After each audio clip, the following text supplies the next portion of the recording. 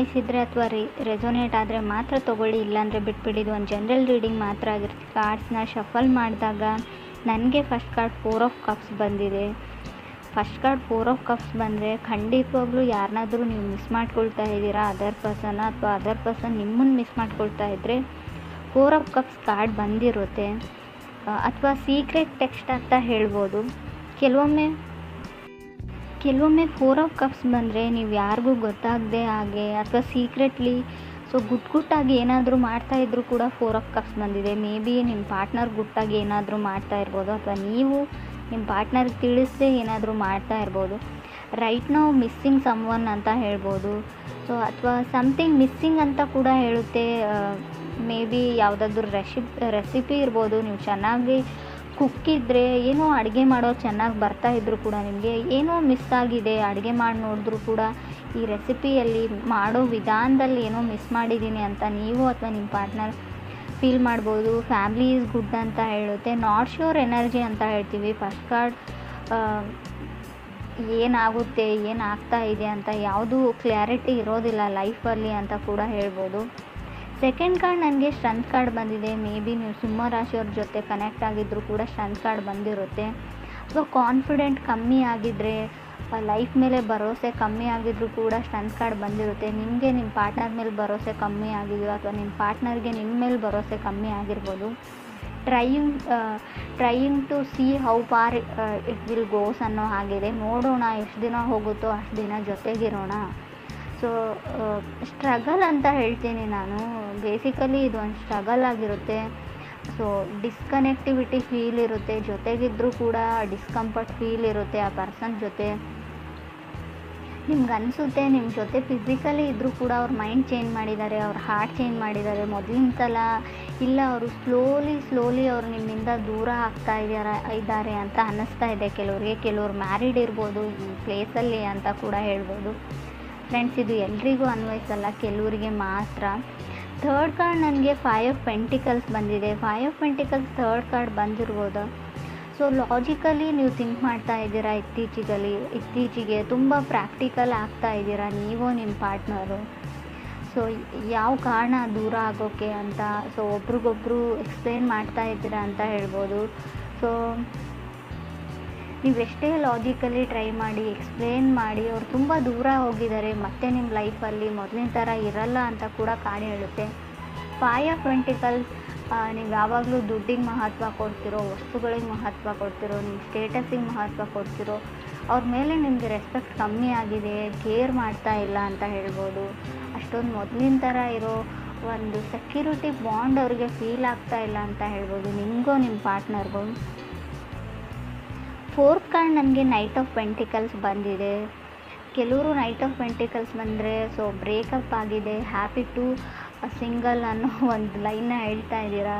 ಕೆಲವ್ರಿಗೆ feel rejected ಅಂತ ಹೇಳ್ಬೋದು. ನೈಟ್ ಆಫ್ ಪೆಂಟಿಕಲ್ಸ್ ನಿಮ್ಮನ್ನು ಯಾರೋ ರಿಜೆಕ್ಟ್ ಮಾಡಿದ್ದಾರೆ, ಅಥವಾ ರಿಜೆಕ್ಟೆಡ್ ಫೀಲ್ ಆಗ್ತಾ ಇದೆ ಇತ್ತೀಚೆಗೆ, ಅಥವಾ ನೀವು ಯಾರನ್ನಾದರೂ ರಿಜೆಕ್ಟ್ ಮಾಡ್ತಾ ಇದ್ದೀರಾ. ಕೇಳದೆ ನಿಮ್ಮನ್ನು ಬ್ಲಾಕ್ ಮಾಡ್ತಾ ಇದ್ದಾರೆ, ನಿಮ್ಮ ಕಾಲ್ನ ಪಿಕ್ ಮಾಡ್ತಾ ಇಲ್ಲ, ನಿಮ್ಮ ಕೈಗೆ ಸಿಗ್ತಾ ಇಲ್ಲ ಆ ಪರ್ಸನ್ ಅಂತ ಹೇಳ್ಬೋದು. ನಿಮ್ಮ ಇದಕ್ಕೆ ಸೂಟ್ ಆಗೋ ಪರ್ಸನ್ ಕೂಡ ಇಲ್ಲ. ಮೇ ಬಿ ತುಂಬ ಗುಡ್ ಲುಕಿಂಗ್ ಪರ್ಸನ್ ಅವರಾಗಿದ್ದಾರೋ ನೀವಾಗಿದ್ದಾರೋ ಏನೋ ಅವ್ರಿಗೆ ಒಂದು ಅನುಮಾನ. ನಿಮ್ಮಿಂದ ದೂರ ಆಗೋಕ್ಕೆ ಅವ್ರು ಟ್ರೈ ಮಾಡ್ತಾ ಇದ್ದಾರೆ ಅಂತ ಹೇಳ್ಬೋದು. ಫಿಫ್ತ್ ಕಾರ್ಡ್ ನನಗೆ 10 ಆಫ್ ಪೆಂಟಿಕಲ್ಸ್ ಬಂದಿದೆ. ಹಣ ತುಂಬ ಬರುತ್ತೆ ನಿಮಗೆ, ಹಣದ ಬಗ್ಗೆ ಯೋಚನೆ ಮಾಡಬೇಕಾಗಿಲ್ಲ, ಅಥವಾ ನಿಮ್ಮ ಪಾರ್ಟ್ನರ್ಗೂ ಸ್ಟೆಬಲ್ ಆಗಿದ್ರೆ ಅಂತ ಹೇಳ್ಬೋದು. ಕೆಲವ್ರಿಗೆ ಎಮೋಷ್ನಲ್ ಸ್ಟೆಬಿಲಿಟಿ ಬೇಕಾಗಿದೆ, ಎಮೋಷ್ನಲಿ ಯಾರಾದರೂ ಸಪೋರ್ಟ್ ಮಾಡಬೇಕು. ಟೂ ಮಚ್ ಕನ್ಸರ್ನ್ ಅಂತ ಹೇಳ್ಬೋದು. ಅನ್ಸರ್ಟನಿಟಿ ಇದೆ ಲೈಫಲ್ಲಿ ಅಂತ ಹೇಳ್ಬೋದು. ಯಾರೂ ನನಗೆ ಸಪೋರ್ಟ್ ಮಾಡೋರಿಲ್ಲ. ಎಲ್ಲ ಇದೆ, ದುಡ್ಡಿದೆ, ಸ್ಟೇಟಸ್ ಇದೆ, ನೇಮ್ ಇದೆ, ಫೇಮ್ ಇದೆ, ಬಟ್ ನನಗೆ ಯಾರೂ ಇಲ್ಲ ಅನ್ನೋ ಫೀಲಿಂಗ್ನಲ್ಲಿ ಕೆಲವ್ರು ಇದ್ದೀರಾ, ನೀವು ಅಥವಾ ನಿಮ್ಮ ಪಾರ್ಟ್ನರು. 6th ಕಾರ್ಡ್ ನನಗೆ ನೈಟ್ ಆಫ್ ಸೋರ್ಡ್ಸ್ ಬಂದಿದೆ. ನೈಟ್ ಆಫ್ ಸೋರ್ಡ್ಸ್ ಕೆಲವೊಮ್ಮೆ ಹೊಸ ವ್ಯಕ್ತಿನ ನೀವು ಮೀಟ್ ಆಗ್ತೀರಾ ಲೈಫಲ್ಲಿ ಅಂತ ಕಾರ್ಡ್ ಹೇಳುತ್ತೆ. ಇತ್ತೀಚೆಗೆ ಮೀಟ್ ಆಗಿದ್ದೀರಾ, ಕೆಲವರು ಮುಂದೆ ಕೂಡ ಮೀಟ್ ಆಗಿರ್ಬೋದು. ಮೇ ಬಿ ಜನ ನಿಮ್ಮ ಬಗ್ಗೆ ಮಾತು ಹೇಳ್ತಾ ಇದ್ದಾರೆ ಅಥವಾ ಗಾಸಿಪ್ ಮಾಡ್ತಾ ಇದ್ದಾರೆ ಅಂತ ಕೆಲವರಿಗೆ ಅನ್ನಿಸ್ತಾ ಇದೆ. ಫ್ಯಾಮ್ಲಿಯಲ್ಲಿ ಗೊತ್ತಾಗಿರ್ಬೋದು ನಿಮ್ಮ ವಿಷಯ. ಸ್ಟ್ರಗಲ್ ಅಂತ ಹೇಳಲ್ಲ. ಸೊ ವಾರ್ನ್ ಕೂಡ ಮಾಡಿದ್ದಾರೆ, ನಾರ್ಮಲ್ ವಾರ್ನ್ ಇದೆ ಅದು. ಸೊ ಜನ ನಿಮ್ಮ ಬಗ್ಗೆ ಏನೇನೋ ಹೇಳ್ತಾ ಇದ್ದಾರೆ, ನಿಮ್ಮ ಫ್ರೆಂಡ್ ಸರ್ಕಲ್ ಇರ್ಬೋದು, ನಿಮ್ಮ ಕ್ಲಾಸಲ್ಲಿರ್ಬೋದು, ಜನ ನಿಮ್ಮನ್ನು ಅಬ್ಸರ್ವ್ ಮಾಡ್ತಾ ಇದ್ದಾರೆ, ಗಮನಿಸ್ತಾ ಇದ್ದಾರೆ ಅಂತ ಕಾರ್ಡ್ ಹೇಳ್ತಾ ಇದೆ. ಸೊ ಯಾವುದಕ್ಕೂ ಕೇರ್ಫುಲ್ ಆಗಿರಿ ಅಂತ ಹೇಳ್ತೀನಿ. 7th ಕಾರ್ಡ್ ನನಗೆ ಕಿಂಗ್ ಆಫ್ ಕಪ್ಸ್ ಬಂದಿದೆ. King of cups may be ವೃಶ್ಚಿಕ ರಾಶಿಯವ್ರ ಜೊತೆ ನೀವು ಕನೆಕ್ಟ್ ಆಗಿರ್ಬೋದು. ಸೊ ಕಿಂಗ್ ಆಫ್ ಕಪ್ಸ್ ಬಂದಿರುತ್ತೆ. ಸೊ ಅಥವಾ ನೀವು ಒಂದು ರಿಯಲ್ ಲವ್ನ, ಟ್ರೂ ಲವ್ನ ಹುಡುಕ್ತಾ ಇದ್ದರೆ, ನಿಜವಾದ ಪ್ರೀತಿನ ಹುಡುಕ್ತಾ ಇದ್ದರೆ ಕೂಡ ಕಿಂಗ್ ಆಫ್ ಕಪ್ಸ್ ಬಂದಿರುತ್ತೆ 7th ಪ್ಲೇಸಲ್ಲಿ. ಕೆಲವ್ರಿಗೆ ನಾನು ಆಗಲೇ ಹೇಳಿದೆ, ಇಂಟ್ರೆಸ್ಟ್ ಕಮ್ಮಿ ಆಗಿದೆ, ಸ್ಲೋಲಿ ನಿಮ್ಮಿಂದ ದೂರ ಸರಿತಾ ಇದ್ದಾರೆ ಅಂತ ಹೇಳ್ಬೋದು. ಸೊ ಅವ್ರು ನಾರ್ತ್ ಪೋಲ್ ಆದರೆ ನೀವು ಸೌತ್ ಪೋಲ್ ಆಗ್ತಾ ಇದ್ದೀರಾ, ಗೊತ್ತಾಗ್ತಾ ಇಲ್ಲ. ಸಡನ್ನಾಗಿ ಯಾವಾಗ ಆ ವ್ಯಕ್ತಿ ಚೇಂಜ್ ಆದರೂ, ಯಾಕೆ ಚೇಂಜ್ ಆದರೂ, ಪ್ರಾಕ್ಟಿಕಲಿ ಲಾಜಿಕಲಿ ಏನೋ ಥಿಂಕ್ ಮಾಡ್ತಾ ಇದ್ದಾರೆ ಅವರು. ತುಂಬ ಲಾಜಿಕಲ್ ವೇಸ್ನಲ್ಲಿ ಥಿಂಕ್ ಮಾಡಿದರೆ, ಎಲ್ಲದಕ್ಕೂ ಲಾಜಿಕ್ನ ಹುಡುಕ್ತಾ ಹೋದರೆ ಲೈಫಲ್ಲಿ ನಿಮಗೆ ರಿಯಲ್ ಆಗಿ ನೀವು ಲೈಫ್ನ ಲೀಡ್ ಮಾಡೋ ಲಾಜಿಕ್ನೇ ನೀವು ಮರ್ತು ಬಿಡ್ತೀರಾ ಅಂತ ಹೇಳ್ಬೋದು. ಖುಷಿಯಾಗಿರೋ ಲಾಜಿಕ್ನೇ ಕೆಲವ್ರು ಮರೀತಾ ಇದ್ದೀರಾ. ನೀವು ನಿಮ್ಮ ಪಾರ್ಟ್ನರ್ಗೂ ಅವರು ರಿಯಲೈಸೇಷನ್ ಮಾಡ್ಕೊಳ್ತಾ ಇಲ್ಲ ಅವ್ರು ಏನು ಕಳ್ಕೊಳ್ತಾ ಇದ್ದಾರೆ ಅಂತ. ಸೊ 8th ಕಾರ್ಡ್ ನನಗೆ 10 ಆಫ್ ಕಪ್ಸ್ ಬಂದಿದೆ. ಸೊ ರಿಯಲೈಸೇಷನ್, ತುಂಬ ಟಾಕ್ಸಿಕ್ ಎನರ್ಜಿ ಇದೆ ಅಂತ ಅವ್ರು ಅಂದ್ಕೊಂಡಿದ್ದಾರೆ. ಡೋಂಟ್ ನೋ ಏನು ಮಾಡಬೇಕು, ಇದನ್ನು ಹೇಗೆ ಸರಿಪಡಿಸ್ಬೇಕು ಅನ್ನೋ ಓವರ್ ಥಿಂಕಿಂಗ್ ಇದೆ. ಬಟ್ ಅಲ್ಲಿ ಏನೂ ಇಲ್ಲ, ಎಲ್ಲನೂ ಇದೆ, ಎಲ್ಲ ಖುಷಿ ಇದೆ. ಸೊ ಅವರು ಖುಷಿಯಾಗಿದ್ದರೆ ಖಂಡಿತ ಆಗುತ್ತೆ. ಈಗೋ ಪ್ರಾಬ್ಲಮ್ ಇದೆ ಅಂತ ಹೇಳ್ಬೋದು. ನಾನು ಸೋಲಲ್ಲ, ಅವರೇ ಸೋಲಬೇಕು. ಸೊ ತುಂಬ ಒಂದು ಟೆಕ್ಸ್ಟು ಅಥವಾ ಒಂದು ಕಾಲ್ಗೆ ಆನ್ಸರ್ ಮಾಡಿದರೆ ಏನಾದರೂ ಆಗುತ್ತಾ, ಮೊದಲಿನ ಥರ ಯಾಕೆ ಇರೋಕ್ಕಾಗಲ್ಲ ಅಂತ ಕೂಡ ನೀವು ಯೋಚನೆ ಮಾಡಬೇಕು. ಮಿಥುನ ರಾಶಿಯವರು, ನೀವು ಅಥವಾ ನಿಮ್ಮ ಪಾರ್ಟ್ನರು. ಸೊ ಇಲ್ಲಿ ಯಾವುದೇ ತೊಂದರೆ ಇಲ್ಲ, ಥರ್ಡ್ ಪಾರ್ಟಿ ಇಲ್ಲ, ಯಾರೂ ಇಲ್ಲ. ನೀವು ಅಂದ್ಕೊಂಡಿರ್ಬೋದು ಯಾರಾದರೂ ಇರ್ಬೋದಾ ಅಂತ, ಆ ಥರ ಯಾರೂ ಇಲ್ಲ. 9th ಕಾರ್ಡ್ ನನಗೆ ಹೈ ಪ್ರೀಸ್ಟಿಸ್ ಬಂದಿದೆ. ಹೈ ಪ್ರೀಸ್ಟಿಸ್ ಬಂದಿರೋದ್ರಿಂದ ಕೆಲವರು ಟಾಕ್ಸಿಕ್ ರಿಲೇಷನ್ಶಿಪ್ನ ಬಿಟ್ಟು ಮೂವ್ ಆನ್ ಆಗ್ತಾ ಇದ್ದರೆ, ಆ ಥರ ಇದ್ದರೆ ಓಕೆ ಬಿಡ್ಬೋದು.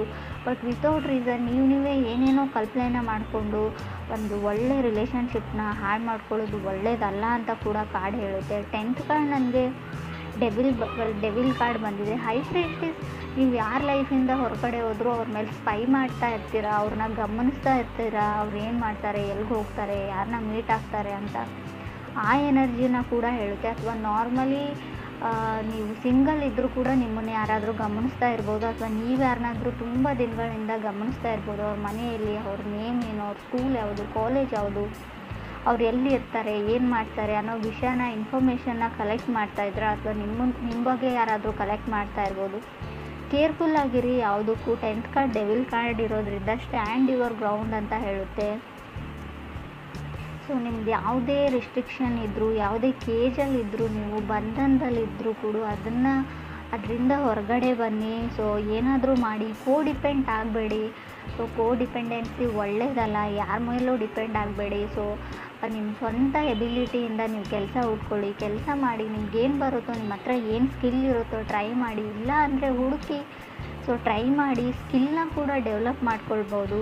ಝೀರೋ ಸ್ಕಿಲ್ ಇದ್ದರೂ ಕೂಡ ಏನಾದರೂ ಹೊಸದಾಗಿ ಕಲಿಬೋದು. ಆ ಥರ ಯಾರೂ ಇರೋದಿಲ್ಲ ಜೀರೋ ಸ್ಕಿಲ್ಲಲ್ಲಿ. ಏನಾದರೂ ಗೊತ್ತಿರುತ್ತೆ ನಿಮಗೆ, ಅದನ್ನು ಟ್ರೈ ಮಾಡಿ ಅಂತ ಹೇಳ್ತಾ ಇದೆ ಕಾರ್ಡು. ಕೆಲವರಿಗೆ ಸೊ ಅನ್ಸರ್ಟನಿಟಿ ತುಂಬ ಕಾಣಿಸ್ತಾ ಇದೆ ನನಗೆ. ಸ್ಟೆಬಲ್ ಮೈಂಡ್ಸೆಟ್ ಇಲ್ಲ, ಸಡನ್ನಾಗಿ ಚೇಂಜ್ ಆಗೋ ವ್ಯಕ್ತಿ ಜೊತೆ ನೀವು ಕನೆಕ್ಟ್ ಆಗಿದ್ದೀರೋ ಅಥವಾ ನೀವೇ ಆ ಥರ ಇದ್ದೀರೋ. ಸೊ ಕೆಲವ್ರಿಗೆ ಏನೋ ಗೊತ್ತಿಲ್ಲ, ಫೋಕಸ್ ಚೇಂಜ್ ಆಗ್ತಾ ಇದೆ ಅಂತ ನಾನು ಮುಂಚೆನೇ ಹೇಳಿದ್ದೀನಿ. ನೀವು ಅಂದ್ಕೊಂಡಿರೋದ್ರ ಕಡೆ ನಿಮ್ಮ ಗಮನ ಇಲ್ಲ. ಸೊ ಖಂಡಿತವಾಗ್ಲೂ ಫೋಕಸ್ ಚೇಂಜ್ ಆಗ್ತಾ ಇದೆ. ಮೇ ಬಿ ಫೈನಾನ್ಷಿಯಲ್ ಅನ್ಸರ್ಟನಿಟಿ ಕೂಡ ಹೇಳ್ತೀನಿ ನಾನು. ಹಣಕಾಸಿನ ಏರುಪೇರು ಕಾಣ್ಬೋದು, ಸ್ವಲ್ಪ ಹಣ ಜಾಸ್ತಿ ಖರ್ಚಾಗ್ಬೋದು. ಸೊ ಅಥವಾ ನೀವು ಶಾಪಿಂಗ್ ಮಾಡ್ತಿರೋ, ಅಥವಾ ದುಡ್ಡು ನಿಮ್ಗೆ ಗೊತ್ತಿಲ್ಲದೆ ಹಾಗೆ ದುಡ್ಡು ಫೋಲ್ ಆಗೋ ಚಾನ್ಸಸ್ ಇದೆ. ಗಮನ ದುಡ್ಡಿನ ಬಗ್ಗೆ ಇರಲಿ ಅಂತ ಕೂಡ ಹೇಳುತ್ತೆ.